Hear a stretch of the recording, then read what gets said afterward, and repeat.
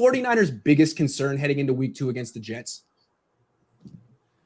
Ooh, their biggest concern? Well, it feels like it's still going to be the wide receiver position, no? Because I know there's no – I mean, Kittle – I think Kittle's going to play. They're going to roll him out there because of what they probably feel forced to, at least use him as a distraction.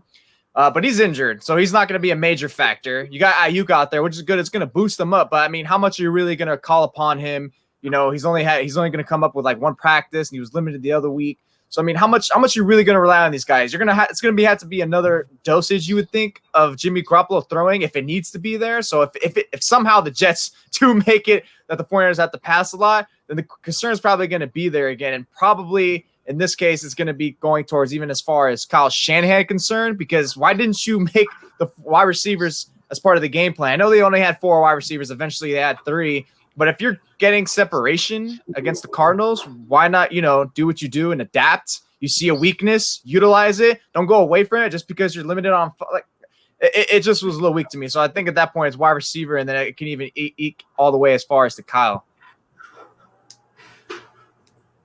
Chrissy, why don't you go next?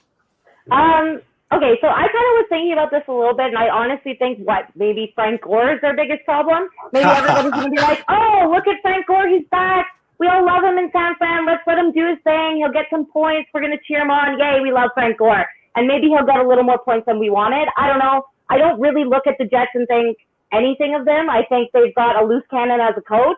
I think that he's going to bring the whole team down. I don't know. I'm not concerned about them at all. There is something weird about Adam Gase. I don't know what it is. Jack. The stare that one guy? Yeah. All about the eyes of Adam Gase. You should have seen Robert Saleh laugh about Adam Gase real quick. Someone asked him, like, hey, what challenges do the Jets offense present? And he just starts giggling. He goes, well, a lot of people talk about Adam Gase, but I think he's really good. And I was like, where were you going with that, Robert? Anyway, Zach, go. I'm going to go with the pass defense and needing to step up this week, especially with maybe being down to Dante Johnson starting. That's kind of sketchy. I don't care who your opponents are and how bad the receivers are for their team. Plus the pass rush. They only had, out of their big 3 last week, they had 1 quarterback hit out of Bosa, Ford, and Armstead. So we need to see that improve this week. Okay. He didn't like my answer. Agreed. I'm going to be a downer and say it's Jimmy. I mean, I think the only way the Niners lose this game is if Jimmy plays like he did in his last game. I mean, if he sits back in the pocket and refuses to throw the ball to open receivers or is late or inaccurate, they could lose because I think they're going to destroy Sam Darnold. As Chrissy said, the number 1 offensive threat on New York is Frank Gore. So I don't think there's anything that they really need to worry about defensively. The only thing is Jimmy Garoppolo going to be like a deer in the headlights again? And I don't think we expect him to be, but we didn't expect him to be last week.